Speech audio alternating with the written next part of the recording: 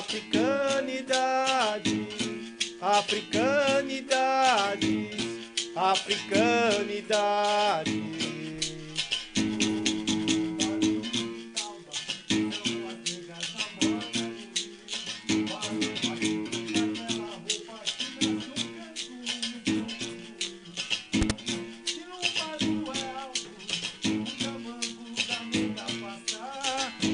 Nega, eu sei, é dengosa e gosta de prosa na beira do rio. Africanidades, africanidades, africanidades, Eu quero ouvir. africanidades, africanidades, africanidades. Opa! Boa noite a todos. Boa noite. Casa Rosada em Debate, de número 65, é isso, Bruno? Já é o programa de número 65. Sejam bem-vindos aqui, nosso amigo Zé Lima, Marcos de Almeida. Esse programa aqui já começou com um jingle, né? E você percebe que o toque do berimbau, se você não movimentar o pezinho, o pé está morto, né? É essa a sensação que eu tive agora. Bom, estou aqui hoje, quero que curta, compartilhe, né, a página aqui do nosso podcast da Casa Rosada em Debate, o programa de número 65. Aqui são os estúdios, durante a semana tem uma programação, depois o Bruninho vai colocar aqui. Esse espaço é um espaço democrático, é um espaço para a cultura, para a arte. Queria falar um pouco aqui do Zé Lima e depois eu falo um pouquinho do Marcos, tudo bem? Joia, vamos lá. O Zé Lima é casado há 35 anos, professor aqui da Rede Pública do Estado de São Paulo, atual aspirante na formação de psicanálise no Instituto Gaia, é isso? Gaia, Instituto Gaia, psicanálise do Instituto Gaia. Aspirante, né? Aspirante. É professor licenciado em Filosofia, Arte e Pedagogia, correto? Sim. Especialista em Educação de Direitos Humanos na Universidade Federal do ABC. Sim. Membro do grupo de pesquisa Africanidade na ABC, coordenada pela professora Dona Ana Maria Dietrich. Isso. Sobrenome deve ser alemão, né? Alemão. Bom, e participa também do coletivo do deputado estadual Luiz Fernando, do vereador Hélio, né? Faz junto de um grande coletivo ali, por exemplo, junto com a Maria Guzmão do PT de Sapopemba, a Patrícia Guzmão também ali do PT de Sapopemba, né? Foi coordenador de vários cursinhos comunitários, sim, na qual entre 2006 a 2010 teve nesses cursinhos, foi um aluno desses cursinhos que eu senti assim um grande orgulho, né? O nosso amigo e querido Dr. Carlos, que hoje está lá em Peruíbe. Um abraço do nosso amigo Dr. Carlos Ferreira de Sapopemba, que hoje também está trabalhando lá na região de Peruíbe, não é isso, Luiz? É isso aí. Bom, vamos lá agora aqui para o nosso amigo Marcos Costa. Um minutinho, a senha sumiu. Marcos Almeida Costa Pereira, doutorando em Economia de Política Mundial pela Universidade Federal do ABC. Mestre em Economia Política Mundial pela Universidade Federal do ABC. Certo? É isso mesmo. Especialista em Educação de Direitos Humanos pela mesma instituição. Bacharel em Serviços Sociais pelo Pontificado da Universidade Católica de São Paulo. Você se formou em qual ano? Lá na PUC? Eita, rapaz. Faz tempo. 2019. Faz um tempinho já. Faz um tempinho, né? Tá velho. O Marcos também foi conselheiro tutelar. Qual o período que você foi conselheiro tutelar lá na região de São Mateus? Vê se a gente acha que no nosso livrinho, que é tantas datas, rapaz, que tanta coisa para guardar. Marcos foi conselheiro tutelar entre 2011 e 2016. 2011 16 a 16. Distrito de São Rafael. Distrito de São Rafael. É. Como foi a sua experiência como conselheiro tutelar naquele distrito, Marcos? Foi desafiadora, porque quando a gente olha a realidade do conselho tutelar no senso comum, quando a televisão mostra, como os pais sendo agentes violadores dos direitos da criança e adolescente, né? E lá, atuando junto com a comunidade, junto com os demais conselheiros e conselheiras que estavam comigo na época, a gente levantou os dados e a gente descobriu, por exemplo, que o maior violador dos direitos da criança e adolescente é o Estado. Pela falta de médico, pela falta de vaga na SEI, na creche, pela falta de equipamentos públicos para receber as crianças no período do contraturno. Foi uma ação pedagógica de muito aprendizado. Para mim foi muito importante. Certo. Lima, como é que você vê hoje a rede do Estado na educação? Aliás, Lima, desculpa. Zé Lima, Lima. Nós temos um corpo docente muito bem qualificado, muito bem qualificado mesmo. Meus pares, meus companheiros de trabalho, minhas companheiras de trabalho são muito qualificados, né? Treinados, capacitados nas diversas áreas do conhecimento. Mas sinto uma certa precariedade na questão de recursos físicos, né? Um computador, um livro, às vezes, paradidático. Às vezes eu quero adotar um determinado livro paradidático, por exemplo, eu não tenho, né?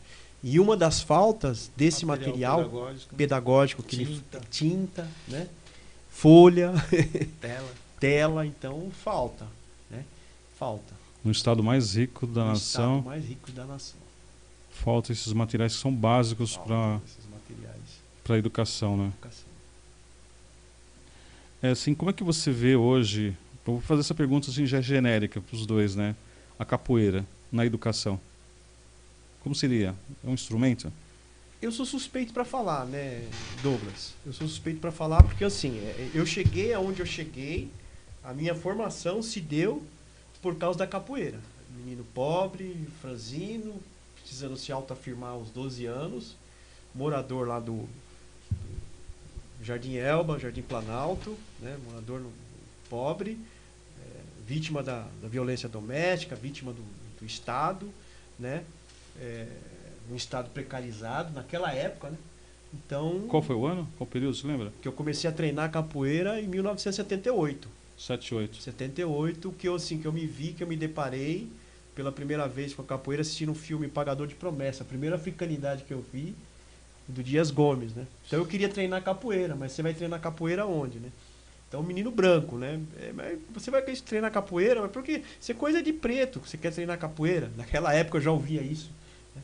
E aí o meu tio, que trabalhava na portaria do Cine Sapopemba, ele falou, tem o mestre Zé da Volks ali no clube do Corinthians. Ele dá aula lá e você pode treinar capoeira com ele. Mas eu não tinha ninguém que me levasse, né? Porque Aí eu descobri que o meu vizinho treinava capoeira com ele. Então, a capoeira ela me acompanhou todos esses anos. Eu fiquei um tempo afastado da prática da capoeira, mas a capoeira sempre me acompanhou dentro do... A capoeira é um vírus, né? É um vírus. A capoeira hoje é um movimento. E eu vejo a capoeira com bons olhos para combater a intolerância racial, para combater o bullying, né? Para combater a intolerância religiosa, que nós temos muito preconceito dentro de sala de aula. Então eu vejo a capoeira como uma ferramenta de inclusão dentro da sala de aula, na mão do educador. E você, Marcos, como é que você analisa essa questão? Quando se fala em capoeira, eu penso muito nesses aspectos civilizatórios que o professor Zé Roberto está falando, né? Porque quando ele relata a experiência dele, ele fala assim, ó, tinha um mestre lá que estava ensinando. Certo. E aí isso se remete ao que é a questão da ancestralidade. Né? E um dos aspectos civilizatórios que a gente perdeu na nossa educação foi valorizar a ancestralidade. Que autoridade tem um professor hoje dentro da sala de aula? O que significa a voz de um professor dentro da sala de aula? E aí eu penso que quando você resgata esses valores civilizatórios africanos, como a circularidade, onde não tem início e nem fim, quando você resgata a musicalidade, porque existe várias formas de você aprender. A matemática não está presente só nos teoremas de Pitágoras. A matemática está presente aqui no ritmo. Quando eu estou fazendo o ritmo aqui, é 1, 2, 3, 4, 1, 2, 3, 4. A matemática está presente no tempo que o menino vai fazer o passe dele na capoeira, né? E aí eu acho que a capoeira, dentro da educação, ela pode ser um instrumento fundamental para ressignificar e revalorizar a figura do mestre e do educador dentro da escola. E um elemento também muito importante dentro da educação, acho que tem a ver com o respeito da dignidade humana. Porque, não sei se vocês percebem isso como eu percebo, porque quanto mais uma pessoa conhece uma arte marcial, quanto mais ela conhece uma luta, menos violenta ela fica. Né? E aí eu acho que muitos problemas que a gente tem do bullying, que a gente tem da violência dentro da escola, isso poderia ser minimizado com a valorização dessa ferramenta tão importante, tão rica que a gente tem no Brasil. Tem nossos ouvintes aqui, né, que tocou o Odair, a Daniela, muito obrigado pela presença, né? Se vocês quiserem fazer alguma pergunta aqui no chat, fica à vontade. A Daniela Morelato, boa noite aos mestres e a todos, né? O Odair está falando que o som tá baixo. Tá baixo aí, Bruno? Ô Marcos, eu queria te fazer uma outra pergunta, né? Assim, como é que você vê essa questão da capoeira, assim, da origem da capoeira, como surgiu a capoeira, né? Porque o Lima me acabou de falar assim, uma coisa interessante. O vizinho dele, em 1978, participava da capoeira, mas parecia que era meio camuflado. Não sei se é essa a sensação que eu tive. Isso. É isso? Existia isso. Infelizmente, ainda essa perseguição, né? Ainda em 78, não era já estava liberada. Ela foi liberada na década de 30, né? Pelo Getúlio Vargas. Mas teve interesses econômicos ali, interesses sociais. A gente sabe que o período Vargas não foi um período, né, historicamente falando, né, foi contraditório. Foi muito contraditório o período Vargas, né? Então ele chama, até então a capoeira ela era proibida, né, nas ruas, né? Até a década de 30 ela era proibida nas ruas. Então você praticar capoeira na rua, você poderia ser preso, enquadrado como crime de vadiagem. Então tinha lá no Código Penal lá, vadiagem, então você não podia praticar capoeira. Eu com o birimbau na rua em 1980, né? Para onde você vai com esse birimbau? O que é isso? É um arco? É uma flecha? Você vai para onde com isso? Imagina o tamanho do preconceito, 78, 79.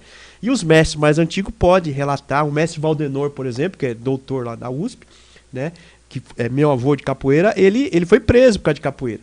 Né, 79, 77, subindo ali a Coronel Oliveira Lima, ele fala que ele, né, mesmo sendo liberada, ainda resistia, né, esse período da ditadura ainda, né?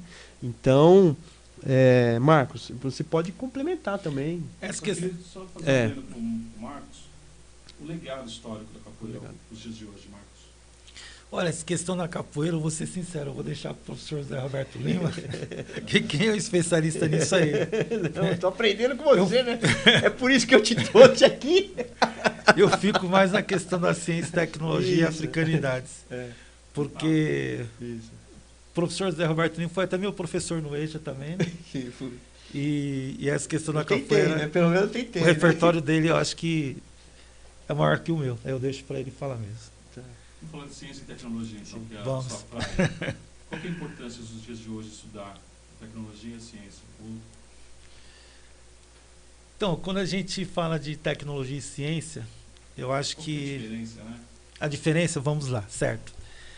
A ciência é um tipo de conhecimento que o ser humano, homens e mulheres, construíram sobre a natureza. E esse conhecimento, por exemplo, ele não precisa ter uma aplicação prática. Vou dar um exemplo. O cientista está lá no laboratório e ele descobre, por exemplo, micro-ondas. E aí ele vai estudar micro-ondas. Porque ele descobriu quais elementos físicos que tem, se existem elementos químicos ou não, como que é a dinâmica dessa questão da micro-ondas e a elétrica. Isso é ciência. A gente vai chamar de ciências puras, certo? Só que chega um momento que essa ciência ela vai ser aplicada. Aí ele vai criar, por exemplo, ele vai pegar esse conceito, por exemplo, do micro-ondas e vai colocar dentro de um aparelho chamado micro-ondas. Quando ele coloca esse conceito da micro-ondas dentro de um aparelho para a gente usar, isso se chama tecnologia. Então, tecnologia é o quê? é a aplicação da ciência no cotidiano. Né? Por exemplo, você está com o celular aqui, nós estamos sendo filmados por câmeras. Sim. O cientista estudou, por exemplo, a questão da ótica. Tem uma área da ciência que vai estudar só a ótica, que é a questão, primeiro começou pelo olho humano, depois passou pelas lentes. Enquanto não se criaram, por exemplo, a primeira máquina fotográfica, os primeiros imagens de cinema, isso não era tecnologia ainda. Quando aplicou na vida, se tornou tecnologia. Entendeu? Kodak, né? Tecnologia é técnico-logia. Logia é estudo. Então, tecnologia é estudo de como se faz. Do seu ponto de vista, é importante o investimento em ciência e tecnologia para o país? É fundamental, porque isso tem a ver com a nossa soberania. Vou dar um exemplo. O que legitima hoje a Rússia ter ocupado a Ucrânia? Como ela conseguiu? Pela tecnologia. Porque ela tem uma tecnologia superior, armamentícia superior, à questão da Ucrânia. É uma questão básica, tecnologia. O que legitimou os europeus conseguirem construir todo um projeto de escravidão sobre o povo negro, sobre os indígenas. O grande problema é que, do ponto de vista tecnológico, aqui nós estávamos com as flechas. Uhum. E os europeus já tinham conseguido desenvolver uma outra tecnologia que teve influência chinesa, que foi a pólvora e a arma de fogo. Então, na verdade, quando a gente está discutindo tecnologia, nós estamos discutindo a nossa soberania. Como povo e como nação. Covid provou isso.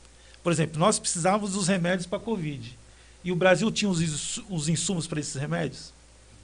Então, nós ficamos com a dependência tecnológica da China, da Índia e dos países que a gente chama do norte global, né? Importante, hein? Eu acho que já vou até fazer um merchan aqui. Você tem algum canal no YouTube? Nós temos um canal. O nome do canal que é um canal de divulgação científica, né? Porque assim como existe alfabetização matemática, existe uma linha da ciência que fala assim, que a gente tem que ter uma alfabetização científica, né? Porque a ciência não é só para cientista fazer. Ciência e tecnologia é quando você começa a perguntar sobre a vida. Essa casa aqui é uma tecnologia. Só que é uma tecnologia social. Vocês estão construindo estratégias e ferramentas para mudar a vida dos seres humanos do ponto de vista social, certo? E aí o nosso canal é canal Hora Arte Marcos. Quem entrar lá e se inscrever e deixar uma mensagem no vídeo chamado Arte Rupestre, nós vamos sortear esse livro maravilhoso. Chama-se Binho, o menino que tinha medo do Conselho Tutelar. Foi um livro que eu escrevi para mostrar assim, como que foi a nossa realidade dentro do Conselho Tutelar. E é uma história muito legal, lúdica, que você pode contar para os seus filhos, levar para a sua biblioteca comunitária ou levar lá para a sua escola. Tá bem? É só entrar no canal Hora Arte e escrever seu nome no vídeo Arte Rupestre, que aí nós vamos ver aqui e vamos sortear até o final desse nosso gostoso podcast. É isso aí, Marcão. Aí, estamos pegando o ritmo, hein? É isso aí. Tem uma lei que você participou, Lima, que você comentasse um pouco. Tá, é a lei... Tá. Pode falar, assim... A lei 17566 de 2021.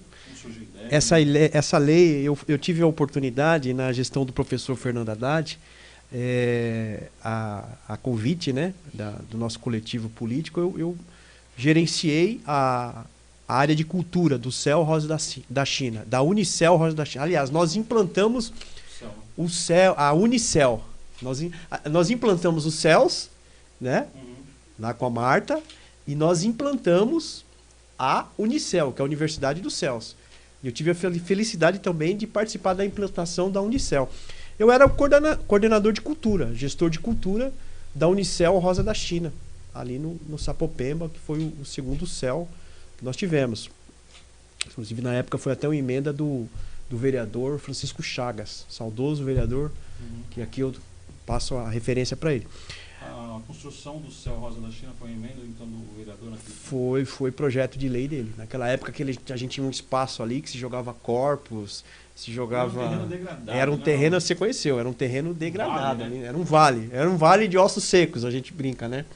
Então lá, através das nossas reuniões, da participação popular, né, foi feito esse pedido e ele que assinou, né, o CEL Rosa da China. E eu fui coordenador, tive essa experiência, né, na gestão do professor Fernando Haddad, de ser o gestor de cultura do CEL. E lá, a pedido do professor Matias, que eu acho que você conhece também, aí eu vou fazer um merchan dele aqui, do programa Hora é 13, eu não sei se ele está me ouvindo, né? Matias. E nós tivemos lá também o gestor Albano Toledo.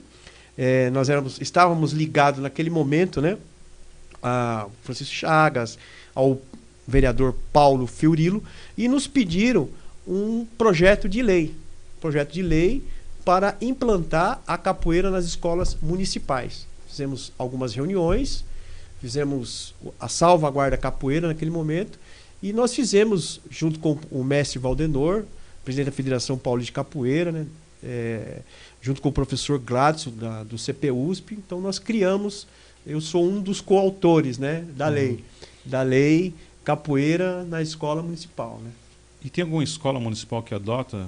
Infelizmente, Douglas, é uma boa pergunta. Tá uma boa pergunta. Porque é uma lei. É uma lei. Está na prática? Não é um projeto de lei. Né? Então, o prefeito ele assinou essa lei em 2021. Mas ela não está em prática.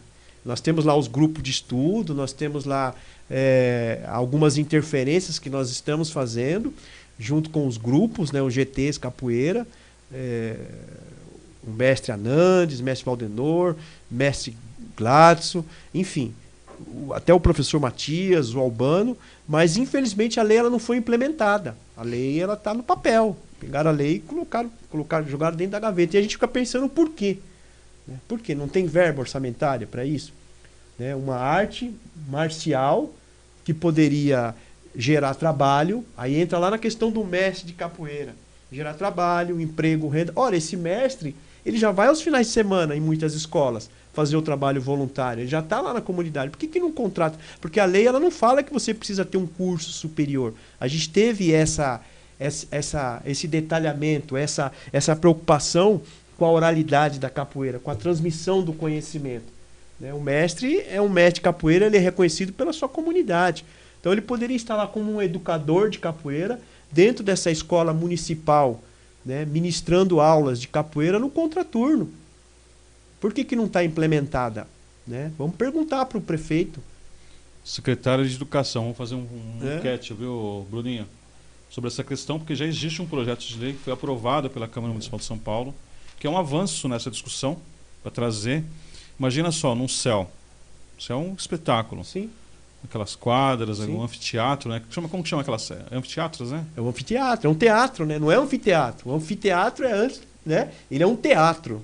O CEL Rosa da China são 650 lugares. O teatro, né? O teatro do CEL Rosa da China. Mas tem aquelas salas pequenas que são menores. São as salas multiuso. As salas multiusos. Isso. Seria de extrema importância uma roda de capoeira num CEL, num espaço que já existe, né, Marcos? Uma lei aprovada que não está sendo implementada, está lá guardada. Né? Essa experiência dessa lei só no município de São Paulo ou tem outros Salvo engano, o deputado Paulo Fiorilo, né, que apresentou na época a lei municipal, né, o projeto de lei municipal, e hoje é lei na cidade de São Paulo. Vamos frisar lá, prefeito. Lei 17566 de 2021. Vamos tirar da gaveta. Né? Teremos agora um seminário lá na FEUSP, que vai falar a respeito dessa lei. Salvo engano, o deputado estadual Paulo Fiorilo, do Partido dos Trabalhadores, apresentou um projeto de lei a nível estadual. Então já tem alguma coisa a nível estadual. Aí, para complementar o que você está perguntando, nós já temos nos CELs os professores, e se eles estiverem me ouvindo, os professores voluntários. Da capoeira. Da capoeira. Eles são voluntários. Eles dedicam o seu tempo no sábado, no domingo, no contraturno, voluntariamente. Eles não recebem R$1. Pelo que eu sei, pelo estudo que nós fizemos na época, eles não recebem nada. Estão lá, né, nas unidades do CEL, trabalhando voluntariamente. E aí a gente fica pensando, né, professor Marcos, mestre Marcos, doutor Douglas, a gente fica pensando, né, vocês que estão me ouvindo aqui. Puxa vida, será que só é interessante a capoeira no dia 20 de novembro? Aí fica aí uma provocação. Quer dizer que eles só querem a capoeira no dia 20 de novembro? Que é o dia, né? Da consciência negra. No dia da consciência negra? Mas eu acho também que existe um dia específico da capoeira, né? Não, nós temos. Qual que é a data? Nós temos. Salvo engano, é no mês de agosto. Nós temos 2 datas. O Dia do Mestre Capoeira, no estado de São Paulo. E nós temos uma lei federal também. Eu preciso pesquisar aqui mas nós temos sim. Mas eu estou dizendo gerar emprego. Eu estou falando de gerar trabalho, gerar circularidade, gerar contemporaneidade, gerar a economia da capoeira, gerar trabalho, emprego, renda, gerar ciência através da capoeira, porque a capoeira é um instrumento de libertação. Marcos, você vai lançar um livro em novembro, correto? Em novembro. Como é que surgiu essa ideia de mais esse livro que você vai tá no forno, né? Isso. Você tem outros livros aqui que depois a gente poderia também comentar. Como é que foi a sua experiência? Foi na época do Conselho Tutelar que você decidiu escrever um livro? Não, esse tema aqui é importante. Eu queria que você até repetisse ele de novo, né? Porque existe um tabu entre o conselheiro, né, e a sociedade, né? Sim. E principalmente nas periferias. Eu gostei desse tema, eu acho que poderia frisar de novo essa questão. Esse ano existe a eleição do Conselho Tutelar, né? Depois a gente poderia fazer um bate-papo só nessa questão mesmo, frisar esse assunto que é de extrema importância. É um instrumento ter conselheiros em vários locais para defender os direitos da criança, né? Mas acho que se poderia falar um pouquinho mais, aprofundar um pouquinho mais nessa sua experiência de escrever, de fazer um livro que deve ser, não é fácil. Para quem escreveu um TCC como eu, imagina um livro, né? Parabéns, né? Acho que é de extrema importância. E você tem um novo lançamento que vai ser para novembro, né? Isso. Como que o nome desse livro, os pilares dele? Então, o livro que nós vamos lançar em novembro, o nome dele é Ciência e Cultura Afro-Brasileira, um bicho de 7 cabeças? É uma pergunta que ele faz. Esse livro ele surgiu da minha tese, da minha dissertação de mestrado na Universidade Federal do ABC e da minha experiência na Secretaria de Promoção de Igualdade Racial no governo do prefeito Haddad. Eu trabalhei no Centro de Referência de Igualdade Racial da cidade de Tiradentes. O que eu percebia lá? Que quando a gente chamava professores da área de exatas para discutir a Lei 10.639 de 2003, a gente via caras, bocas, e aí eles perguntavam assim, mas o que química tem a ver com a africanidade? O que biologia tem a ver com a africanidade? O que matemática tem a ver com a africanidade? E aí, nesse processo, o que eu comecei a perceber? Que uma das expressões do racismo é apagar da cultura africana todo vestígio de ciência, de tecnologia. E aí nós fomos estudar. E alguns detalhes importantes. Por exemplo, a origem, o primeiro registro matemático da humanidade, onde surgiu? No continente africano. Sim, você vai ver um monte de coisa. Uma das maiores revoluções que o ser humano produziu, tecnológica, que sem ela a gente não teria chegado até a Lua. Sem ela não teríamos tido a Revolução Industrial. Sem ela não teríamos a capacidade de derreter o aço, o metal, cozinhar os nossos alimentos. Eu estou falando do quê? Do fogo. Essa revolução tecnológica aconteceu onde? No continente africano. E aí, esse livro, Ciência e Cultura Afro-Brasileira, um bicho de 7 cabeças, ele tenta mostrar, primeira coisa, o quanto que o racismo ele apaga a tecnologia de outras culturas, e a gente acha que só os europeus são capazes de produzir tecnologia, e não é verdade. Não é verdade. Por isso que houve esse apagamento, né? Apagamento. E outra coisa que ele procura trabalhar é mostrar pra gente que a ciência é um bicho de 7 cabeças mesmo. Mas por que é de 7 cabeças? Porque ela foi feita pelos africanos, foi feita pelos indígenas originários aqui do Brasil, foram feitos pelos chineses, foram feitos pelos indianos, foram feitos pelos europeus. Então é um bicho de 7 cabeças mesmo, porque é impossível a gente construir ciência sem a colaboração de todos os povos. A ciência e tecnologia é algo acumulativo. Sempre quando você estuda, por exemplo, uma tecnologia nova, você vai ver que essa tecnologia ela acumula tecnologias anteriores. Vou citar de novo o celular. O celular ele é o acúmulo da tecnologia do áudio, do vídeo e da mensagem de telecomunicação. Então, sempre uma tecnologia é acumulativa da outra. Não existe... O pessoal defende esse negócio de patentes, negócio de não sei o quê. Mas se você for ver, o conhecimento é uma construção sempre coletiva. Paulo Freire já falava, os homens se educam em comunhão. Universal, né? É. Interessante, hein? E vai ser qual editora que você já... Editora é... Dá um spoiler aí pra nós, né? Primeira mão. A editora é Filo César. Filo César. E aí vai ter o lançamento, vai ser em novembro. A Fábrica de Cultura. Né? Do Sapopemba. Junto com o nosso grupo de pesquisa, que participa eu, o professor Lima, professora Mari, mestra Benedita. O pessoal aqui da Casa Rosada está convidado, né? Vai ser o último sábado de novembro. Último sábado de novembro. Vai ter os mestres de capoeira. Contaremos com o apoio de vocês. Com certeza. Se não lançar lá, a gente lança aqui também, né, Marcos? Também. Lança aqui. Vamos lançar aqui, né? Eu quero que também que tem as pessoas que estão nos ouvindo, né? A Neia Monteiro está ouvindo e assistindo, né? A Neia Monteiro, Odair, né? Obrigado aí pela audiência, né? Brasil. Tem o João também que está aqui presente, né, João? João José. João José também está aqui, junto com o Bruno. Inclusive, Douglas, desculpa te cortar aí, o João José tem um caso de amor com esse livro, o Binho, né? Tem, o João José... Falar que foi inspirado nele. Foi inspirado nele. Conta aí pra nós, né? É muito interessante isso aí. Esses momentos são únicos, né? São únicos. Eu acho que tem que deixar registrado, né? E esse programa, assim, esses podcasts, eles ficam para sempre. A gente tem essa tecnologia hoje, né? Daqui 5 anos, se a gente quiser ver esse momento, vai estar aqui gravado, né? O Marcos é o irmão preto que eu não tive. Mas tem agora. Né? E eu fico emocionado em falar porque ele conhece bem minha caminhada e eu conheço bem a caminhada dele. E você, Lima, você conheceu ele como um professor? Essa que foi a... Rapaz, como é que foi? Primeiro eu tive o projeto lá na Juta. Foi na Fazenda da Juta. Na Fazenda da Juta. A Fazenda da Juta ela estava se estruturando em 2000. Não lembro. Faz tempo. Foi logo que começaram a iniciar o processo de ocupação, porque eu venho do movimento de moradia também. Em 89. 89, 90. Quando começa ali, aí começa o mutirão do CDHU, eu entro no mutirão. 26 de junho. Eu entro no mutirão da ocupação da Fazenda da Juta. Ocupação da Fazenda da Juta. Terça-feira. Terça-feira. Tem toda uma história lá. A polícia do Quercia com aquela valaria. Tem tudo aquela história. E aí na época eu estava desenvolvendo um projeto que chamava OBA, que era Oficina Brasileira de Artes. Oficina Brasileira de Artes. Aí lá, na verdade, eu conheci primeiro o Clever, que era o rapaz que a gente tocava junto. Né? Sambista. Grupo Filosofia.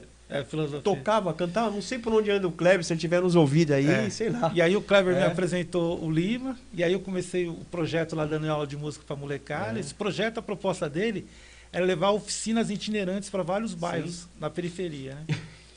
E aí, depois de um tempo, eu me tornei aluno do Lima. Fui fazer supletivo com ele. Depois de um certo tempo, né? E eu tentando terminar a faculdade, não conseguia.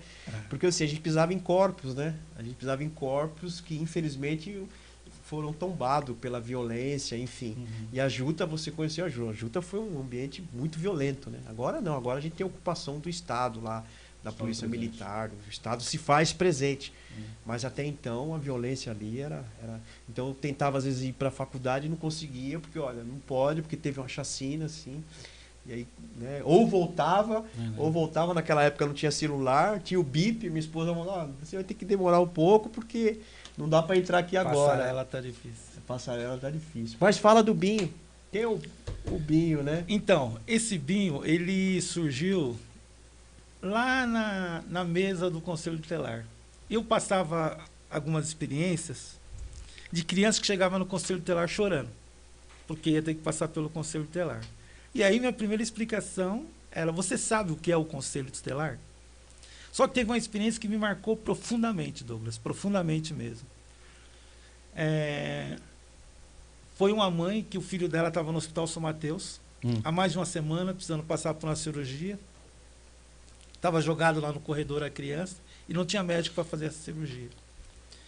E aí eu fui atrás dessa mãe, e essa mãe fugia de mim que nem o diabo da cruz, porque era o Conselho Tutelar que estava atrás dela. Porque... no imaginário popular, o Conselho Tutelar tem uma certa questão moral também, né? Que, o carro do Conselho Tutelar chegou na minha porta, que vergonha, né?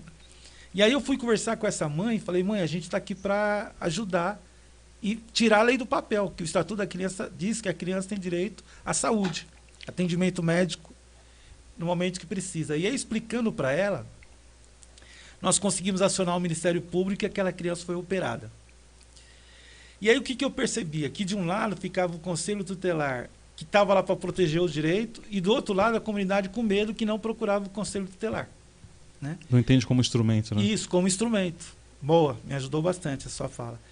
E aí teve uma ONG da Noruega que chama Missão Aliança, eles ouviram falar desse meu projeto, que era o projeto Binho nas escolas, Conselho Tutelar nas escolas, e aí eles falaram, nós vamos financiar esse seu livro. E uma página no Face também, que tem a página Livro do Binho, para poder divulgar o que é o Conselho Tutelar, né?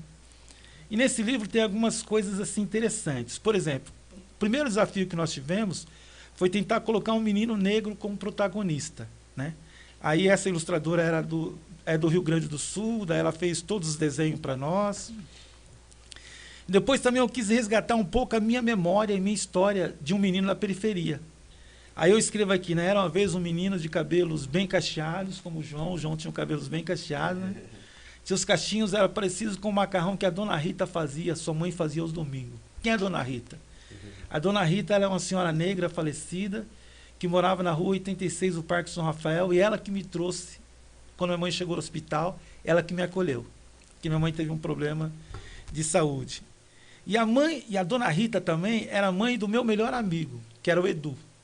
E o Edu, eu e ele, nós estudávamos na escola, fizemos a 2ª série do ensino fundamental, e lá na 2ª série a gente já sofreu o racismo por parte da professora. E aí, quando a gente saía da escola, a gente ia para a casa do Edu comer jabá com farinha. E aí, infelizmente, o Edu, quando ele estava com cerca de 15, 16 anos, ele foi assassinado. Então, foi a maneira de eu prestar uma homenagem à memória dele. Também aqui eu falo que o nome do conselheiro era o senhor José da Associação. Quem que é o senhor José? O José é o avô do João José. Que o João José tem 2 nomes, João e José. Tem o João, que é meu pai, que é falecido e era pastor. E tem o José, que é o avô do João José, que se formou aos 70 anos em medicina. 70 anos? 70 anos. Em medicina? Medicina.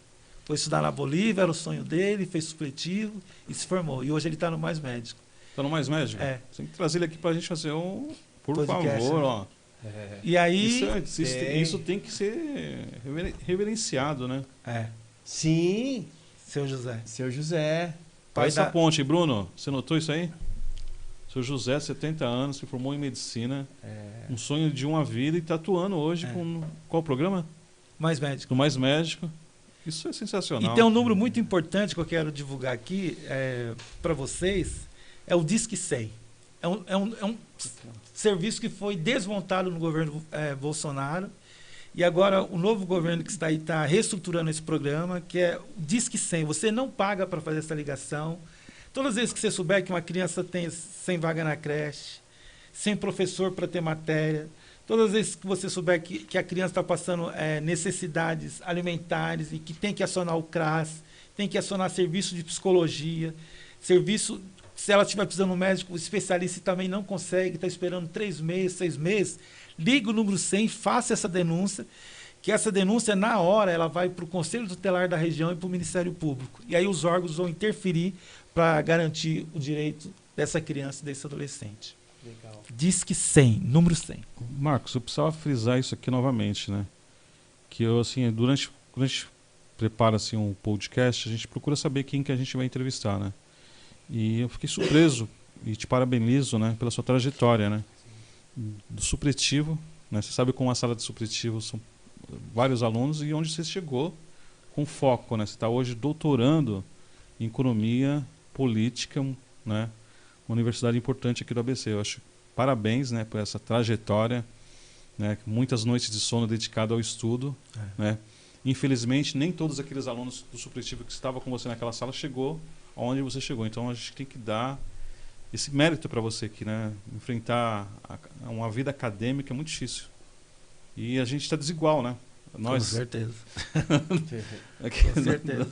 É o inglês que não tivemos. O inglês. É a língua portuguesa que não tivemos. A matemática. Matemática. O professor que faltou na aula de equação do 2º grau. Né? Então, isso faz diferença. Faz uma diferença, mas você superou, porque você está lá, né? Eu digo assim, Douglas, que eu sou resultado de muitas mãos. Né? Eu tenho uma expressão africana que diz Ubuntu. Eu só sou porque você é. Eu sou resultado, em primeiro lugar, na mão de Deus. Eu valorizo muito a espiritualidade, valorizo muito o meu relacionamento com Deus. E meu relacionamento com Deus não é só esse relacionamento que olha para cima, é o relacionamento da cruz, né? Que eu olho para cima, mas também olho para você como expressão de Deus, né? E de justiça nesse mundo. Mas também sou resultado da mão de muita gente, de educadores como o professor Lima, de educadores como Paulinho, de apoio como o da doutora Ana Dietrich, de apoio de, sabe, centenas, dezenas de pessoas que passaram pela minha vida e da história dos meus pais, dos meus avós, dos meus bisavós. Todas essas pessoas, sem dúvidas, construíram para eu chegar até aqui, né? Então essa minha caminhada não é uma caminhada solitária, não é uma caminhada individual. Foram muitos empurrões, foram muitos chamamentos, foram muitos convites que teve possibilidade de chegar até aqui.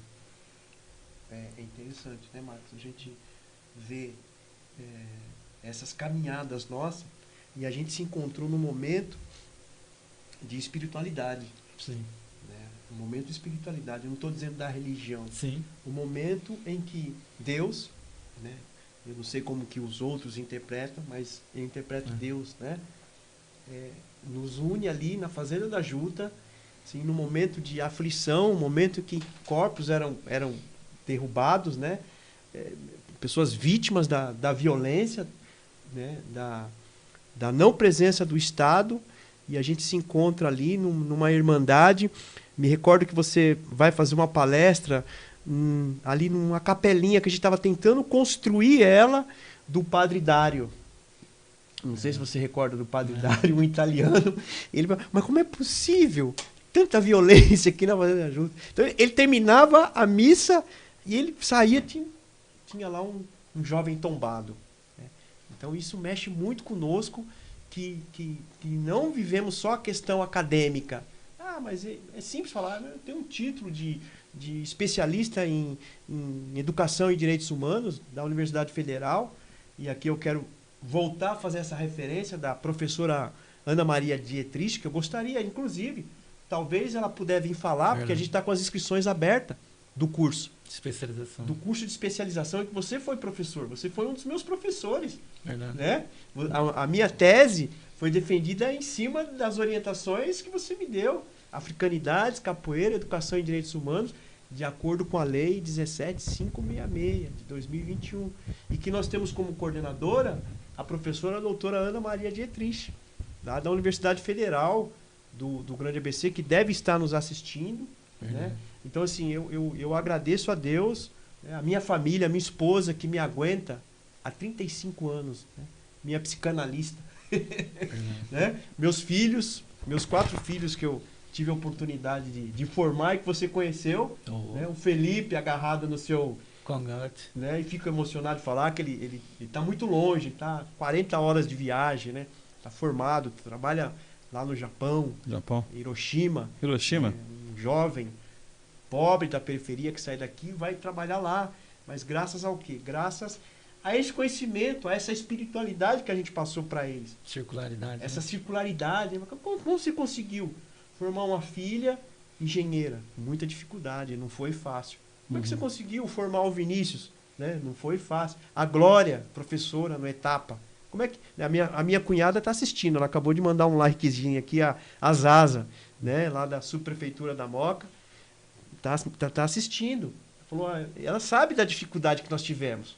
Né? E nós estamos aqui por causa da oportunidade que nós tivemos, da oportunidade que você está nos dando. Verdade. Da oportunidade que a Casa Rosada está dando. Isso aqui é uma troca fundamental de conhecimento, e a gente está assim, a gente está engateando nesse novo mundo, nesse novo processo, nesses podcasts, né? Que nosso bate-papo era aquelas antigas reuniões. Hoje mudou. Né? Tem algumas pessoas aqui, que o Bruno já puxou minha orelha aqui, ó, que eu tenho que referendar aqui. A Daniela Morelato. A Daniela, se eu não me engano, ela é conselheira tutelar de Sapopemba. Hoje o ECA, olha que coincidência, hein? Ela é conselheira tutelar. Olha essa coincidência que eu não me atentei a isso, né? Hoje o ECA faz 33 anos. É ela mesmo. E continuamos na luta para garantir os direitos das crianças, né? A garantia dos direitos. Sim. E a gente, vamos fazer o podcast, né? Não consiga. Olha aí, a Daniela. Legal. Você vê que coincidência, como o universo Daniela conspira, Morelato, né? Salve, salve, que ela é afilhada, é sobrinha da Maria Guzmão. Prima da Patrícia Guzmão. Salve, salve a vocês todos aí, abraço. Olha, e falar do Conselho Tutelar, tem uma grande conselheira aqui que foi na sua época, Fátima Magalhães. Fatiminha. Professora Fatiminha lá do Jardim Santo André. Gente boa. Abraço a ela também. O Daí já falei. Fatiminha. Bom, a gente está chegando assim quase nos finalmente do programa de hoje, que é um programa muito importante. Queria assim, vou sair daqui muito feliz depois desse programa, vou ver ele depois. Chega uma parte do programa que a gente tira o boné, não é copiando o Raul Gil copiou a gente, né? Que ele tem um chapéu, a gente tem os grandes comunicadores, né? E vai aparecer algumas imagens. Hoje o programa, o Tiro Boné vai ser especial, que vocês dois vão comentar, e vocês dois, cada um fala um número, vai aparecer a imagem ali, vocês comentam, né? Falam, se não quiser falar, Bruno já tem a legenda ali que faz pim, né? Se quiser xingar, tem o pim ali. Então, solta a vinheta do Tire o Boné.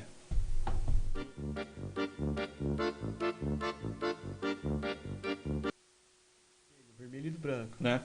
E tem 8 números aqui. Escolhe um, escolhe outro e esses dois fazem um comentário, tá bom? Eu escolho. Vamos lá. É de 1 a 8? De 1 a 8. João, olha lá no... Vamos lá, aí você vai riscando. Vou escolher o último, 8. 8? 8. No meu. 8. Comentário do Lima e comentário do Marcos no dia de hoje. Fernando Henrique Cardoso. Tira ou não tira o boné? E por quê? Professor. Eu tiro o boné. Eu acho que ele foi um homem que dentro da sociedade brasileira, sobretudo na economia, conseguiu controlar a questão da inflação. E a gente sabe que a inflação, quem ela mais penaliza é o pobre, né? E aí eu acho que depois que surgiu o Bolsonaro, Fernando Henrique virou um santo. E aí eu tiro, todos os demais, né, meu? Todos. Eu tiro porque eu acho que ele teve um papel muito importante na questão da estabilidade econômica no nosso país. Eu tiro o chapéu para o Fernando Henrique por essa questão acadêmica. Nós tivemos alguns avanços na época do Fernando Henrique Cardoso. A sua esposa, que infelizmente já não está mais conosco, né? Dona Ruth Cardoso, que teve uma grande participação na vida dele, assim como uma grande mulher. Então se diz assim, né? Eu não falo por detrás, porque já não pode usar mais esses termos, né? Mas eu, como sou das antigas, então ao lado de um grande homem existe uma grande mulher que foi a Dona Ruth Cardoso. Então eu tenho uma grande mulher do meu lado. Falei até com o Marcos, agora aqui é a Dona Edmeia Lima, né? Então eu tiro o chapéu pro Fernando Henrique Cardoso.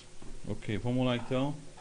É como a gente disse, né? Depois que a gente teve esses 4 anos tenebrosos de fascismo, né? Os demais presidentes, nenhum outro presidente, né? Desde Collor, nunca envergonhou tanto a nossa nação como esse.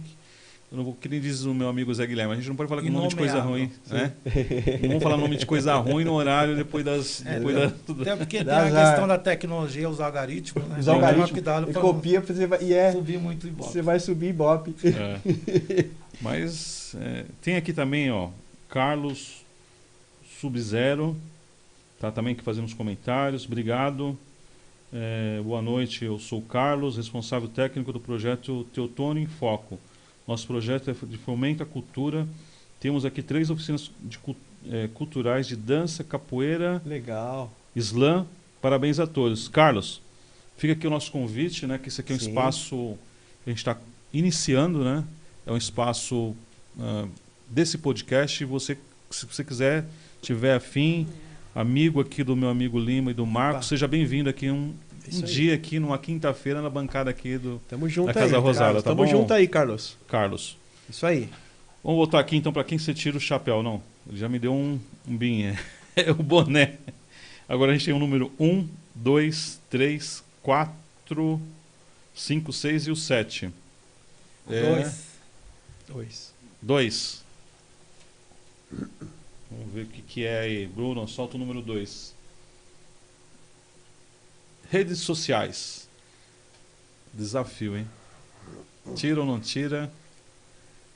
As redes sociais, o que eu vejo importante é que ela democratizou a gente ter fala. Hoje qualquer um pode falar.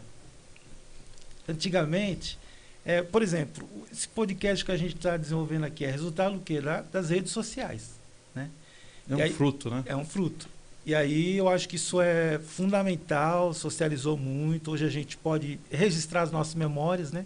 Que nem você está falando aqui, que esse programa vai ficar registrado, né? Quando que um homem negro poderia ter, por exemplo, a sua trajetória registrada num vídeo? Era muito difícil. Né? Hoje, por exemplo, uma tribo indígena lá do Xingu, se quiser registrar os seus rituais e colocar esses rituais na rede social para ficar para as próximas gerações, é possível. Né? Então, acho que as redes sociais são importantes, mas também a gente tem que tomar cuidado, por exemplo, com a questão dos algoritmos e a questão racial. Né? Eu acho que toda ferramenta, ela tem as suas contradições. Né? Eu acho que as redes sociais tem muitas coisas que podem se tornar perigosas, por exemplo, o monopólio dessas grandes multinacionais, né? Mas eu acho que eu tiraria o meu boné. Lima? Eu tenho bastante cuidado. Eu uso as redes sociais, né? Eu sou obrigado a utilizar, eu sou professor de itinerário, né? E no meu itinerário eu tenho que trabalhar justamente a questão das redes sociais, a questão da imagem, da sua imagem pública nas redes sociais. É bom, mas é ruim. Como dizia meu avô. É ruim, mas é bom. Então eu acho que a gente tem que ter eu estou falando na perspectiva educadora, na perspectiva de um educador da rede pública, da escola pública. Eu tiro, mas não tiro. Com ressalvas. Com ressalvas. Né? Eu acho problematizar. Né? Eu acho que a gente precisa problematizar, inclusive, a utilização das redes sociais em sala de aula. Então a gente precisa tomar bastante cuidado com redes sociais. Importante. Vamos lá, então. Agora quem tira você, Lima. Tem o número 1, 3, 4, 5, 6 e 7. Os números. 4.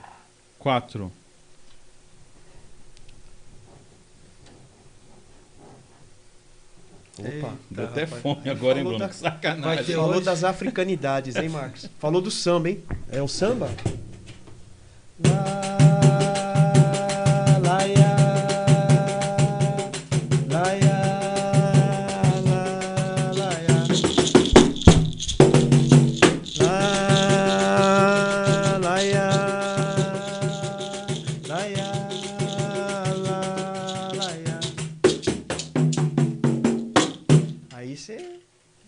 Aí você falou feijoada, lógico que eu tiro o chapéu para feijoada. Uma africanidade, né? Empoderada com uma feijoada, né? Quem não gosta de uma feijoada, bom sujeito não é, né? Do samba, ou é ruim da cabeça, ou é doente do pé. Quem não gosta? Eu tiro, vai, fala, professor, meu mestre. Diga aí. É boa demais, né? É louco o negócio, é doido, né? Tira o prato da gaveta, tira os talheres. Tem um contexto histórico, né? Contexto histórico, é importante, né? Tem uma memória. Tem uma memória. Quem não gosta, né? E eu tive o privilégio desses dias de experimentar uma feijoada e com a laranja, que até então passou batido. Agora, onde eu experimento feijoada, tem a laranja. Ô Douglas, ele falou sobre memórias, quero só divulgar também, tem um laboratório lá na Universidade Federal do ABC que chama-se Memória dos Paladares. E esse laboratório ele é coordenado pela professora Ana Maria Dietrich, né? E aí tem alguns materiais muito legais que eles publicaram lá, que eu quero divulgar aqui também, que chama Batucagem Diversas, Além da Diárias e Outros Contos, que foi a releitura e readaptação desses contos, E tem outro livro também que eles publicaram, tem vários livros. É delicioso, né? Educação e Direitos Humanos, Narrativas Negras, Cantos de Aras, Dandaras, Lendas e Yansan. Também organizado pela professora Ana Maria Dietrich e Simone Pertsen. E aí eu quero divulgar esses livros que o pessoal, acessando as páginas do projeto Africanidades, no Facebook, no Instagram, ou acessando a editora UFABC, consegue adquirir esses livros que estou divulgando aqui. Importante, mas repete de novo para aquela câmera, para ficar bem frisado, porque... Certo. Esses livros foram desenvolvidos pelo projeto Africanidades da Universidade Federal da UFABC, né, que tem a coordenação da doutora Ana Dietrich. E aí as pessoas podem adquirir esse livro acessando as redes sociais do Africanidades, do UFABC, ou pela Universidade Federal da UFABC também. Tá bem? Obrigado por essa divulgação importante, certo. né? Bom, vamos voltar lá para quem tira o boné. Agora a gente vai ser o Marcos. Certo. Tem o número 3, tem o número 1, 5, 6 ou 7? 7. 7. Opa, esse eu conheço, hein? Frei Davi, eu conheço esse pessoalmente. Capro. E aí? Eu conheço. Rapaz, eu falo assim que esses nossos ancestrais dava soco na época que só tinha faca. Né? Eles são vozes que vieram antes de nós, que estão falando, insistindo.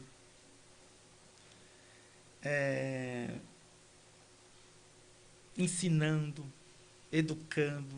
Estão aí na resistência há quantos anos, né? Homens que merecem muito respeito, sim, recebem muito... merecem muito a nossa admiração e são pessoas que servem de referência para a nossa caminhada. Frei Beto. Frei Davi é um griot, né? Frei Davi, na minha concepção, apesar, né, da gente saber da sua espiritualidade, da sua religiosidade católica, né, apostólica romana, um franciscano, mas eu tive a oportunidade de conhecer o Frei Davi quando nós implantamos o cursinho pré-vestibular. Inspiração dele, né? Foi inspiração do Capro, né? Do Frei Davi. Eu fui discípulo do Frei Davi, participei das primeiras reuniões de fundação da Educafro. Acredito que o Dr. Carlos deve se lembrar disso, né? E a gente teve a primeira experiência, o primeiro laboratório da Educafro no Sapopemba, através dessa participação nossa, né? Junto com o Frei Davi, meu mestre. Obrigado, Frei. Não sei se, né, ele vai se lembrar de mim, né? E ele dizia assim, olha, esse menino branquelo aí, ele vai dar muito fruto. Ele falava, né, esse branquelo vai dar muito fruto. Vamos investir nele. Mas ele falava com amor, com carinho, né? Que era para mexer mesmo comigo, era para mexer com o meu instinto, com a minha africanidade, né? E eu tiro o chapéu, sim, 100 mil vezes para o Frei Davi. Vamos lá agora, Marcos. Tem o número 1, 3, 5 e o 6. Vamos pro número 1, né? Número 1.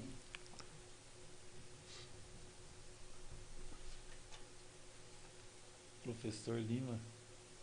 Limão, limonada, né? José, veja no meu canal lá se alguém se inscreveu.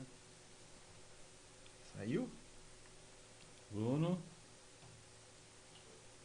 Opa! Só fera, hein? Conceição Evaristo. Tive no evento onde ela estava presente, esse dia lá no Ibirapuera, eu e o João José. E foi o lançamento do coletivo Baobá, né? Baobá. Para quem eu mando um abraço para a mestra Benê, que faz parte do nosso grupo de pesquisa. São pessoas importantes, né? Que nos inspira para a gente querer chegar lá, né, Douglas? Com certeza. Que foto bonita, né? Que uma imagem, grande né? escritora. E ela fala assim, tem uma frase dela que eu acho muito interessante, Douglas, que ela diz assim, que a nossa literatura não é para ninar, eu estou parafraseando, não é para ninar a casa grande, mas para incomodá-los e perturbar. Né? Literatura negra. Demais, hein? Lima? Eu vou falar uma frase dela aqui também. Lógico que eu tiro o chapéu 100 mil vezes para ela, né? Que tem que tirar o boné. Tem que tirar o boné, o chapéu, né? Tem que saudá-la, tem que tocar um birimbau para ela, né? Tem que, como diz mestre Valdenor na sua obra, né? Mestre doutor Valdenor, Diz que é os nossos eco-ancestrais e os contemporâneos, né? Ela fala uma frase aqui legal, Marcos, que ela diz aqui, né? O importante não é ser o primeiro ou a primeira. O importante é abrir caminhos. Semear, né? Semear. Conceição Evaristo. Nossa griot, né? Nossa mestra. Importante. Então agora tem o número 3, 5 e o número 3, 5 e o 6. Contigo, Lima. Escolhe. 5. 5. Éramos 5.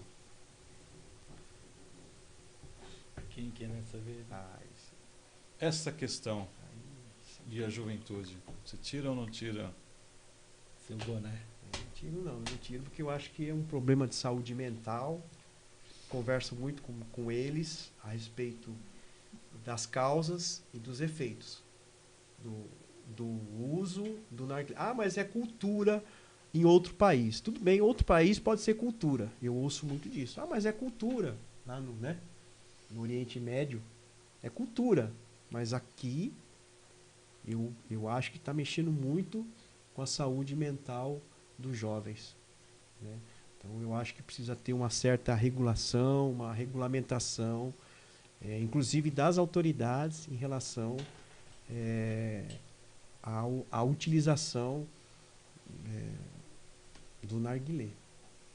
Eu acho. É grave, né? Isso é muito grave. Porque ele mexe, cientificamente falando, metodologicamente falando, ele mexe com a saúde socioemocional do educando, do jovem.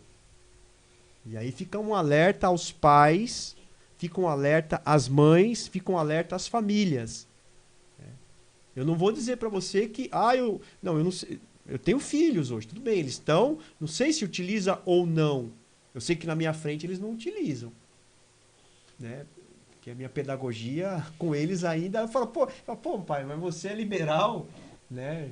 Você é formado. Não, mas espera aí, minha pedagogia com vocês é outra. Vamos conversar um pouco. Espera aí, vamos ver o problema que vai causar em vocês o narguilé. Então eu não tiro o boné. Com certeza. Eu tiro, eu coloco o boné no chão e piso. Não tiro. Tem que haver fiscalização, mais fiscalização do poder público, inclusive. Não dá para ter uma tabacaria do lado de uma escola, por Não exemplo. dá para ter uma tabacaria do lado de uma escola. E acontece assim, parece que é uma coisa hoje. Inclusive ao cigarro eletrônico, né? É a cigarreira eletrônica. Que a gente tem que ficar de olho nisso. O cigarro eletrônico. Então fica aí um alerta, né, a toda a sociedade civil. Vamos lá. Tem uns estudos da Anvisa que mostram que, por exemplo, cigarros eletrônicos eles prejudicam muito mais do que esse outro tipo de cigarro que tem aí. E tem uma coisa que eu sempre, quando eu estou conversando com os jovens, Dr. Douglas, eu falo que a gente já tem muito problema para tentar arrumar mais problema. E as drogas, a ciência, a medicina já provou isso, que ela é como uma arma que você coloca uma bala e fica rodopiando. Uma roleta russa. Uma roleta russa. E pega um. Sempre pega. É um jovem que falece por causa do uso excessivo. E aí eu acho que a gente tem coisas... Vamos tocar violão.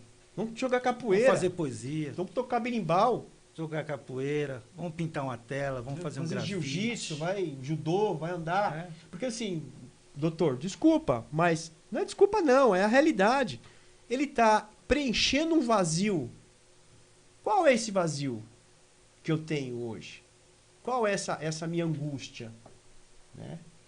Essa minha depressão, então eu vou preencher esse vazio. Esse vazio. E eu vou preencher com o quê? Com o uso do cigarro, com o uso do narguilé, com o uso dos psicotrópicos, com o uso da... Enfim. Né? Aí vai muito mais além. Aí entra na ciência, né? Né? Então, eu acho que tem outras coisas. Aí entra a capoeira. Né? Entra o samba, entra a feijoada, entra o pagode, né? A nossa autoafirmação. Exato.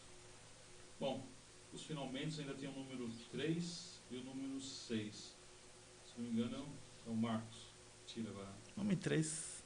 3. Opa! Patrimônio. Patrimônio, né? Acho que ele vai ser reconhecido agora patrimônio cultural. Patrimônio, parece que ele vai receber o título agora. Acho que é fundamental para a criança negra, para o jovem negro, se amar, você ter referências. Né? Referências.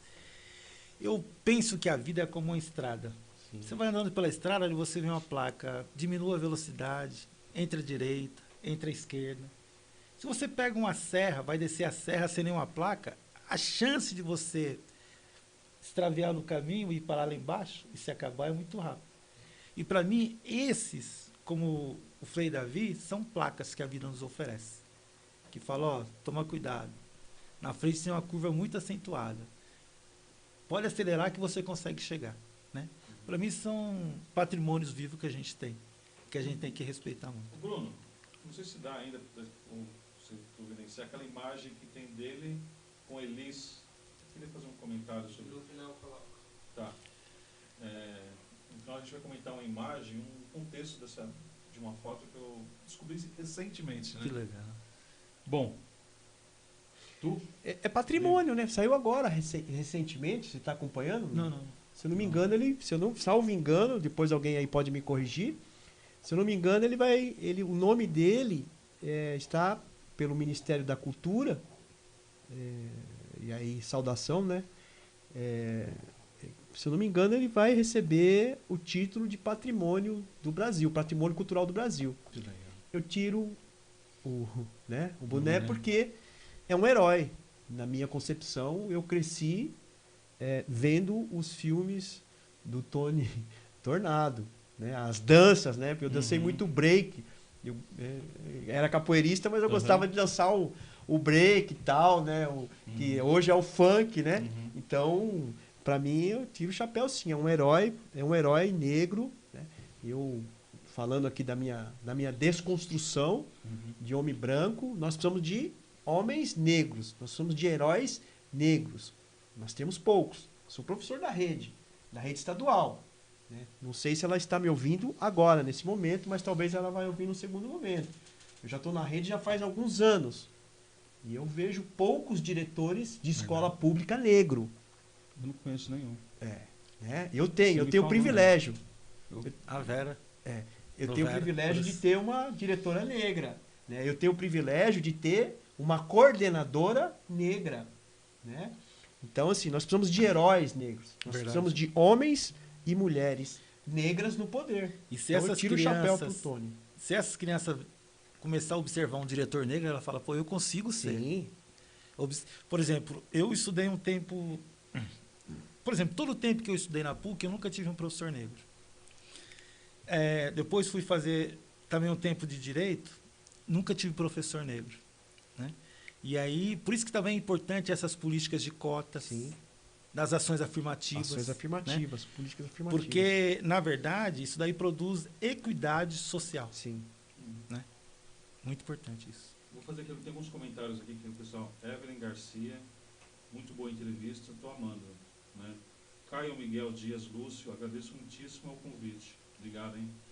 Vamos acertar essa agenda, Caio. A Gislene Madri, se vocês puderem convidar o historizador Zazo, é isso? Lima? Seria maravilhoso. Depois aqui entre em contato com a gente que a gente vai convidar o Gislene. A Daniela de novo aqui faz um comentário. Em cada esquina, infelizmente, o alcoolismo está crescendo. E as crianças estão exagerando isso como se fosse uma cultura. Isso que você colocou, né? É isso mesmo, Daniela. Daniela é nossa conselheira tutelar lá do Sapopemba, né? Sim. É isso mesmo, Daniela. Ela conta casos para nós que não tem vida, né? O conselheiro tutelar é 24 horas, apesar de ter uma carga de trabalho, né? Mas não tem vida, né, mano? Tem aqui o professor Tiago Pestana. Feijoada Pestana. A feijoada é um símbolo da cultura brasileira. Tiagão. É a herança gastronômica deixada pelos nossos ancestrais. Salve, salve, Tiago. Nosso mestre. Tiago é professor na Faculdade Sumaré. Faculdade Sumaré, faz parte do nosso grupo de pesquisa. Salve, salve, Tiago. Douglas, a questão de muitas mãos que eu estava te falando, né? Para eu entrar no mestrado, sabe quantas vezes eu prestei? Imagina. 7 vezes. 7 vezes. 7 vezes. E aí o Tiago, ele foi muito importante porque ele foi uma dessas mãos que sentou comigo, leu os artigos, me dava dica, observa aqui meu projeto, entendeu? Por isso que eu falo assim, essa vitória é coletiva, né? Coletiva. Essa circularidade de conhecimento, essa circularidade de solidariedade, essa circularidade de entender a vida a partir da perspectiva do outro, né? Um abração pro Tiago Pestana aí. Ele é muito importante também na minha vida. De nossas vidas, né? Eu tenho o livro dele, é o autor do livro. Como é que é o nome do livro dele? Tem livro. Legal para convidar ele aqui, o Thiago. Tem livro. Faz parte do nosso coletivo. Salve, salve, Thiago. Lutador, viu? Tem aqui o Caio Miguel Dias Lúcio, é a mãe do Caio, aluno do Miguel, que está assistindo. Cremilda, obrigado, Cremilda. Ah, Cremilda. Sou fã do Dr. Marcos, parabéns. Obrigado. Parabéns por sua trajetória de vida. De fato, parabéns mesmo, Marcos. Obrigado. Vamos para os finalmente. É tu agora, número 6. Eita. 6. Lá em casa nós éramos 6. Eu, minha esposa e 4 filhos. 2 meninos e 2 meninas, né? Número 6. E hoje a gente vive meio que o... Opa! Esse aí, lógico! Dr. Carlos Eduardo. Salve, salve. Carlão. Carlos é uma inspiração. Motora, psicomotora, cognitiva. Eu fiquei emocionado de falar. O Carlos, assim como o Marcos, é um irmão que eu não tive, né? Uhum. Você sabe o que eu estou falando, porque você conhece o Carlos. Uhum. Né? O Carlos é um exemplo. Um exemplo de pai, um exemplo, né, de marido para a esposa dele, né, para a filha, advogado, tiro o boné, tiro Dr. Carlos, salve, salve. E tive a oportunidade de acompanhar ele num... Eu tiro o chapéu. Assim. Grande advogado. Grande advogado e Sapopemba teve uma grande perda, porque ele não mora mais no Sapopemba, né? Agora passa um pouquinho lá, passa um pouquinho aqui. Vai e salve, salve, salve, salve, meu irmão. Saudade de você, hein? Beijo do coração, Carlão. Carlão, a gente fizemos... Rapaz, deixa eu falar um pouco. O Carlos, ele acompanhou o processo da formação do cursinho. Que legal. Ele tinha acabado eu tava assim, e aí, o que eu faço? Mas a gente tem o ego, né? Eu era jovem, eu precisava mostrar trabalho ali naquela região do Jardim Elba. E ele falou, não. Aí eu falei, não, vou criar um outro segmento. Então tinha lá Educafro, mas eu criei o alternativo, né? Eu estava desligando do Frei Davi, a gente criou o alternativo. E na época a gente ajudou até o Firmo, Samuel Firmo. E me recordo uma ocasião eu subindo na escada. Uhum. Subindo na escada, porque naquela época podia, né? Uhum. Colocar banner no poste. Lambi-lambi, né? Lambi-lambi. E o Carlos naquela paciência, vamos lá, professor, vamos lá. Ele com aquela paciência de jovem. Mas Carlos, vou colocar aqui, tem que subir, eu não vi. Salve, salve, Dr. Carlos. É isso aí. Tem aqui um comentário, antes depois eu te passo para você. Desculpa, Marcos. Professor Tiago Pestana. O livro Desconstruindo a História do Brasil. Isso da aí. Colônia ao Império. Isso mesmo. Trazer esse cara aqui. Esse cara é bom. Vamos trazer. Você vê que o nosso povo, né, foi proibido de comprar terra. Você tem noção do que significa isso? O Thiago tem que estar aqui. Né? Homem negro. E recentemente lá a Liberdade, né? Tem lá a capela dos Chaguinhas, né? Ali na Liberdade. Liberdade. Né? Tem a Estação Liberdade, né? E lá não tem, assim, toda a característica da colônia nipom, japonesa, né? Mas ali tinha o nosso povo antes. Sim. E tentaram fazer um apagamento aqui na cidade de São Paulo. Em vários locais, né? No Bexiga. Sim. E é constante isso daí, né? A gente tem que... Aqui não, aqui teve colônia. Aqui era parte daquele período, né? Que acho que o professor Tiago Pestana deve relatar isso nos escritos dele, né? Que era a periferia da periferia e era o nosso povo que estava ali, né? Verdade. A gente volta lá atrás, Dr. Carlos. Naquela questão que nós estávamos falando. O professor Tiago Pestana, homem negro, coordenador do curso de História. Olha, tira o boné. Então, ele tem que estar aqui. Tem que estar aqui no meu lugar, aqui, ó. Sentado aqui, falando a respeito desse fortalecimento, né? Dessa ação afirmativa que vocês, que falou lá a Evaristo, que vocês estão abrindo o caminho, que a doutora Evaristo fala. Vocês estão abrindo o caminho. Então eu tiro o chapéu, o boné, desculpa. Diretor. Ele vai me pegar, ele vai me dar um rabo de arraia, vai me dar uma rasteira lá fora. Eu tiro o boné pro Dr. Carlos.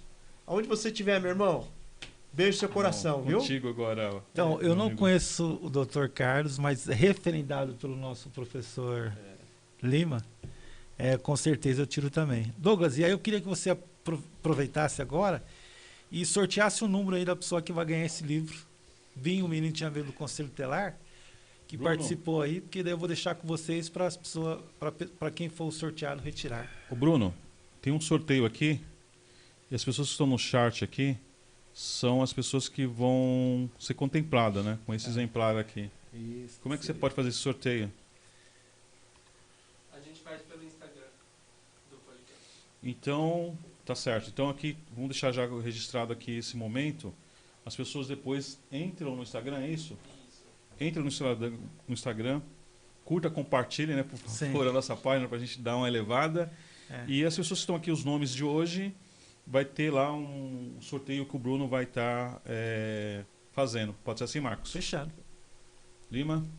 Fechou, ótimo. Então a gente já passou, já estourou. Estourou a biela do Fusca. Dá nem pra cantar a saideira? Vai dar pra cantar a saideira, mas antes eu quero que ele coloque aquela foto pra gente ver o significado da luta. Que foto, né? Opa! O Tony e a Elis Regina. Tony Tornado e ali a Elis Regina. Eu não tinha conhecimento dessa imagem. Eu que gosto de ver muita imagem de preto e branco. Tá ótimo. Sou fã número 1. Você gosta muito de fotografia, né, Douglas? O Douglas é um expert em fotografia. O Douglas, teve um tempo que você estava tirando as fotografias de São Mateus, não estava? Tava. E aí, e esse projeto? Tá arquivado, um dia ele vai se tornar Eu acho que tem que... Vai se tornar alguma coisa, mas tem... Legal. Uma memória de São Mateus, né? O nosso bairro que a gente tem aqui, tentei fotografar um período, né? Continuo fotografando algumas coisas, mas no futuro... Né? Você vê hoje lá, nós temos a experiência. Chegou o monotrilho, mudou totalmente a nossa característica, aquele cinturão bonito que a gente tinha. Por exemplo, o João, com que idade tem o João hoje? Tem 12. Então ele não viu o que era antes, né? Ele hoje conhece ao concreto, aquelas armações que a gente, né, fez aquele debate. Então acho que o João também mora de perto, né? Mora em frente ao monotrilho. Então, imagina aquela área que era uma área verde, que tinha várias árvores, várias espécies, tinha vários passarinhos, e hoje é aquilo ali. Não fizeram a compensação ambiental, né? Mas eu vou voltar aqui para o foco. Essa imagem aqui, eu li um pouco da história, depois eu quero que vocês façam um comentário desse momento. Foi no período do regime militar, um show na qual a Elis Regina estava fazendo e cantou a música, e ele subiu no palco e levantou a mão. Né? Ele tinha vindo dos Estados Unidos, enfim, e já saiu algemado. Por esse gesto, né? Como é que vocês avaliam, né, que foi esse período na história e hoje, nos dias de hoje, né? Como é que está a luta? Porque foi feito um comercial com a imagem da Elis e a filha. Sim, eu vi. Muito comentário, né? Muitos comentários. Eu também que se pudesse dar uma palhinha, não sei se vocês viram ou não. Eu vi esse comentário, né? E a Elis, quando ela levanta e chama ele para um palco, ele falou, eu já saí algemado, né? Um período do regime militar com dopes e caramba, né? Porque ali, né, que nem você, Lima, em 78, a baratinha verde, a baratinha vermelha verde, e preta te parou com vermelha birimbau, preta, né? Vermelha e preta, me parou com birimbau na rua. Você vai pra onde? Falei, vou pra capoeira. Que capoeira, moleque? Isso não é hora. Tinha o juizado de menor naquela época, né? Mas você vai pra capoeira uma hora dessa, você trabalha, você tinha que andar com o jornalzão. O jornalzão era carteira de trabalho. Então você tinha que andar com a carteira de trabalho e ela tinha que estar assinada, tá? Porque se não tivesse assinado, você era vadio, né? Então era muito... Você tinha um jeito do INAMPS, né, naquele período. Então era muito complexa a coisa naquele momento, né? Mas voltando ao foco, Marcos, da foto, como é que você vê essa imagem? Eu acho que, infelizmente, ainda hoje, existem outras formas de prisões, né? Violentas. que todas as vezes quando você... Porque o racismo, Douglas, ele está presente, na minha opinião, pelo menos em duas características. Em hierarquizar as pessoas e dar privilégios. Né? Dar privilégios. E tem uma coisa assim que eu converso muito com meu filho, por exemplo, quando eu saio com o meu carro, eu evito colocar uma touca. Por quê? Porque um homem negro com uma touca dentro do carro, ele tem muito mais chance de ser parado pela polícia.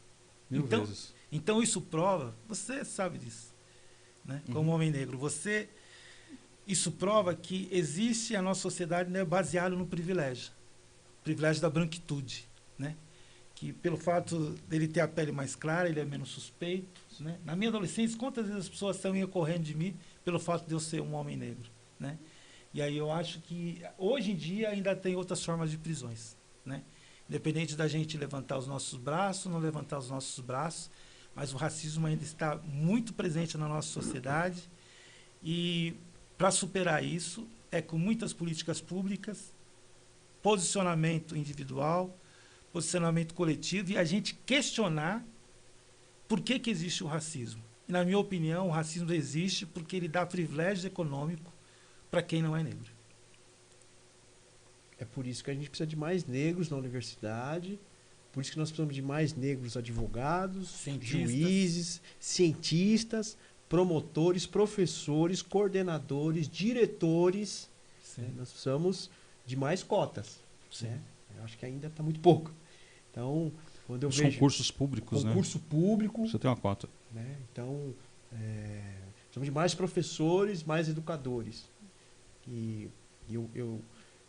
é claro que, para mim, é fácil falar, talvez, né?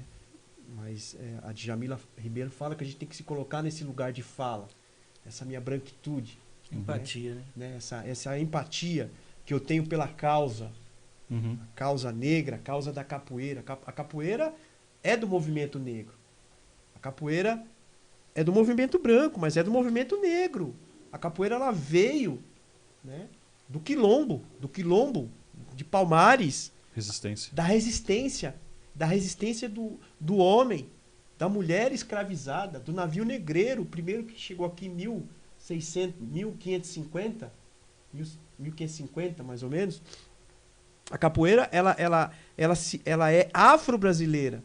Então, quando eu vejo a Elis com essa mão levantada, essa mulher branca, né, ao lado de um homem negro, na década de 70, ali já era a expressão dessa circularidade que a gente está fazendo agora. Que o Valdenor fala, o mestre Valdenor fala muito disso, né?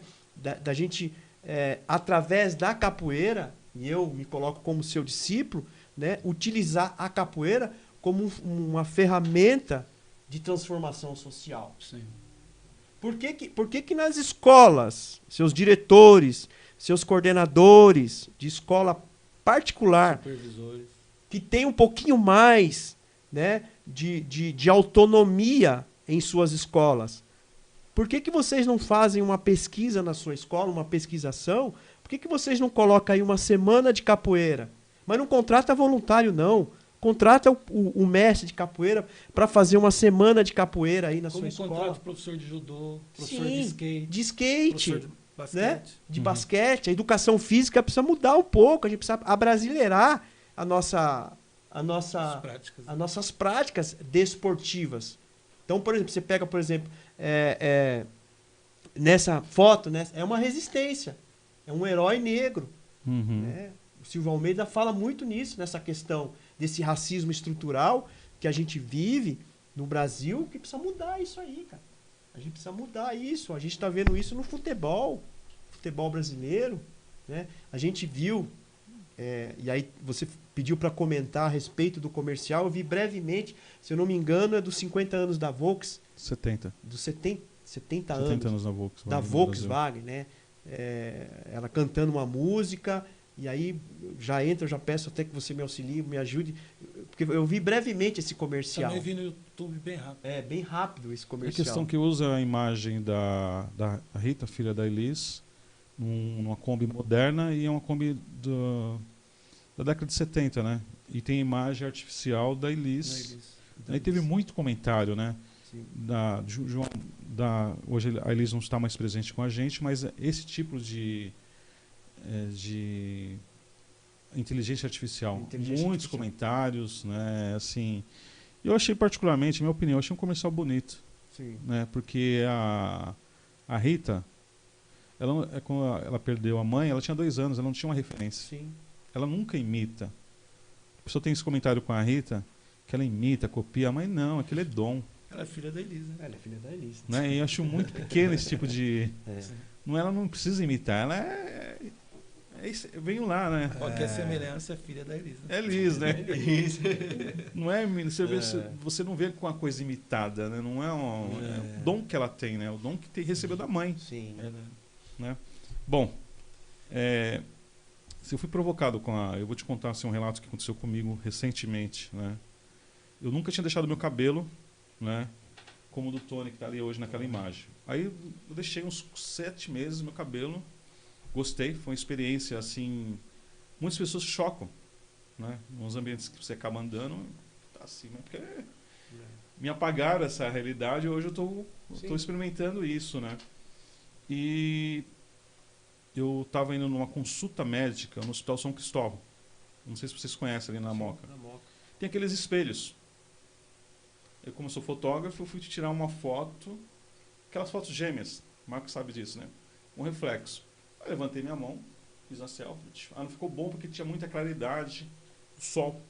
Não ficou bom essa foto.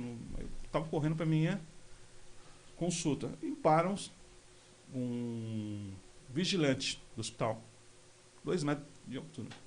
Me dá seu celular. Você tirou foto do meu carro. Eu falei, desculpa, eu não estou te entendendo, senhor. Eu quero ver seu celular, amigo. Eu falei, não, você não vai ver meu celular. Você não tem esse direito. Foi erguer a mão. Agora, recentemente. Agora. Recente. Coisa de 2, 3 meses. 2, 3 meses aconteceu isso.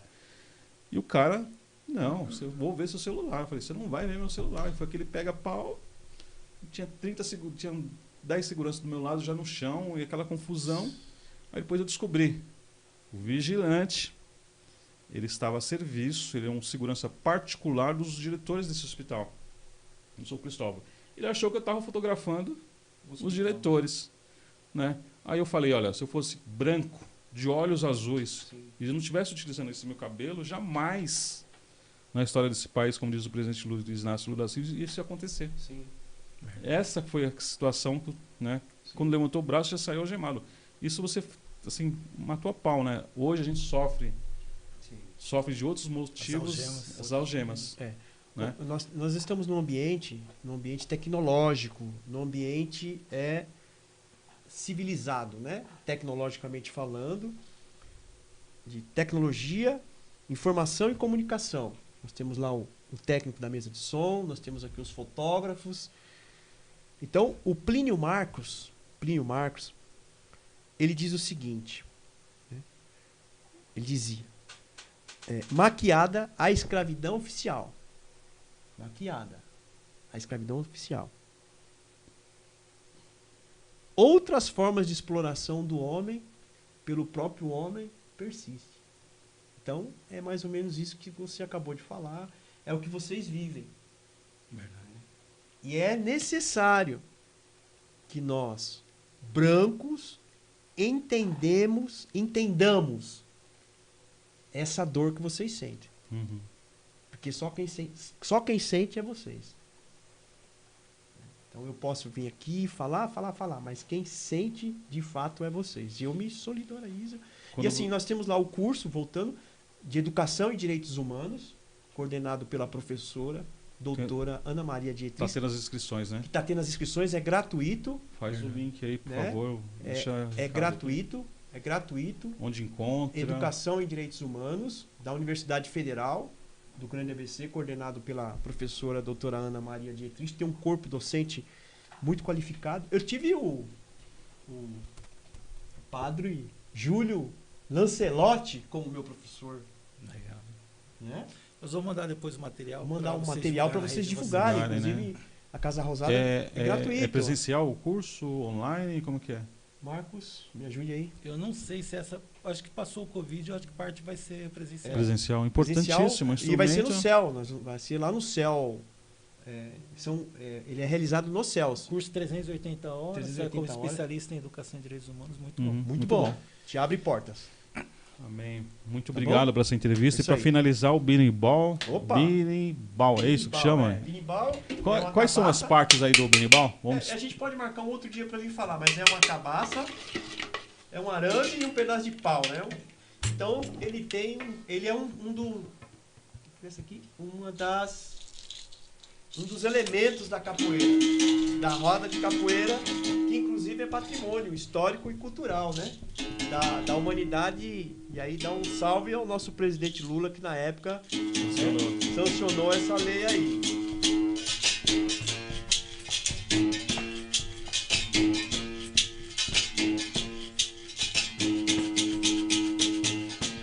Só vou fazer uma introdução aqui, ó. Só uma introdução rapidinho.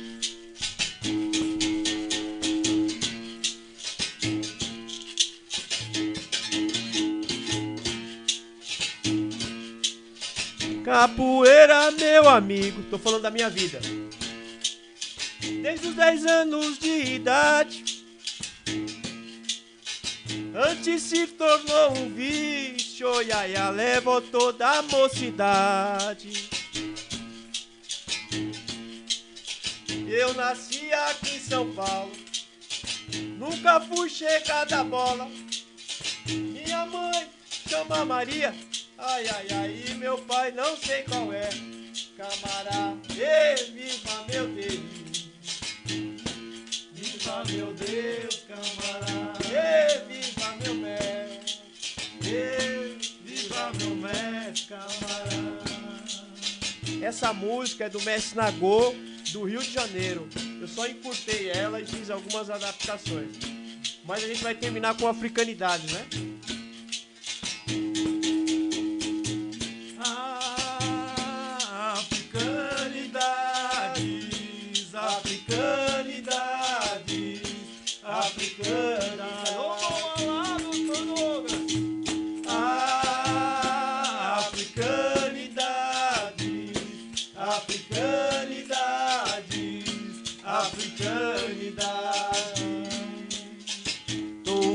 Barulho de tauba, são as negas na borda do rio.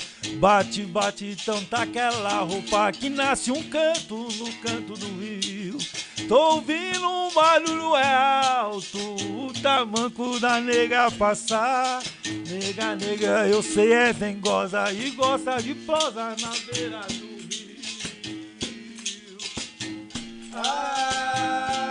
Africanidade, africanidades, africanidades, africanidades, africanidades, africanidades. Beleza, salve, salve. Obrigado.